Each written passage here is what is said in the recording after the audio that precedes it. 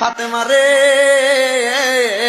ও ফাতেমা, আমি তোমার কাছে একটা খবর জানাইতে চাই। ও আব্বাজান, আপনি কি খবর জানাইবেন? আপনার কাছে জানতে চাই। মাইয়ারা তো বাবারে বেশি ভালোবাসে, ছেলেরা মারে বেশি ভালোবাসে।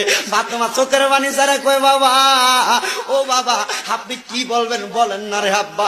এতদিন হয়ে গেছে, আপনি তো আমার কোনো কথাও বলেন না। অসুস্থ অবস্থায় আপনি আপনার হুজরা মুবারকের মধ্যে শুয়ে থাকেন। আমার দয়াল নবী কয়, রে জগৎবাসী, আমি যখন অসুস্থ অবস্থায় আমার হুজরা মুবারকের মধ্যে শুয়েছিলাম, আমার আল্লাহর নবী বলেছেন, মা বাইনা বাইতি ওয়া মিম্বারি রওজাতুম মির রিয়াদিল জান্নাহ। নবীর রওজা থেকে নবীর ঘর পর্যন্ত এটা জান্নাতের একটা টুকরা। এই জান্নাতের নাম হলো রিয়াজুল জান্নাহ।